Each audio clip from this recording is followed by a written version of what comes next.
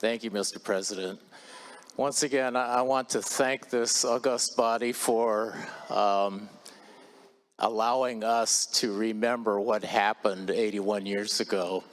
And I think it's very appropriate that we do it on Children's Day because they are actually the reason that we have to reflect on what happened so long ago so that it never happens again. And I am truly blessed to be here with my granddaughter, Keiko, and her mom tending to my granddaughter. But, you know, my parents, my grandparents, my uncles, aunts, my whole family basically was incarcerated for no crime they committed. It's just because how they looked. And they spent a serious portion of their life behind armed guard and barbed wire, even though they were American citizens. And as you can see by the resolution, they had something to prove. They were American citizens, so many of them volunteered to serve in a segregated Army unit called the 442nd Regimental Combat Team. And they went on to become the most decorated Army unit for its size in the history of the U.S. Army. There are some amazing stories, but every bit of the way, they were always very cognizant of what they were there to do. They were to prove that they were American citizens, and they fought for freedom and our Constitution.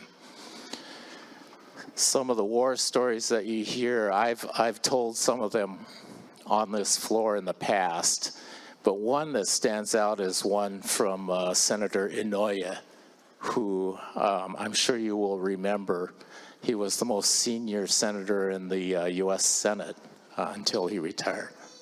But Senator Inouye was involved in one action where they were charging a machine gun nest up on a hill, and he remembers going up that hill, and they actually, even though they were far outnumbered, were taking the hill. And he looked into a machine gun nest and saw a young German sitting in that machine gun nest, just terrified. And it dawned on him that he really wasn't the enemy. He was just there because his country called him. But that he had this epiphany that we're all humans. Why are we fighting each other in such a way? And that story stuck with me. And it makes me realize why we are all human. We all have different ways of viewing the world based on our past experiences, but we all deserve the right of liberty and freedom and the right to live as we wish to live without harming others, of course.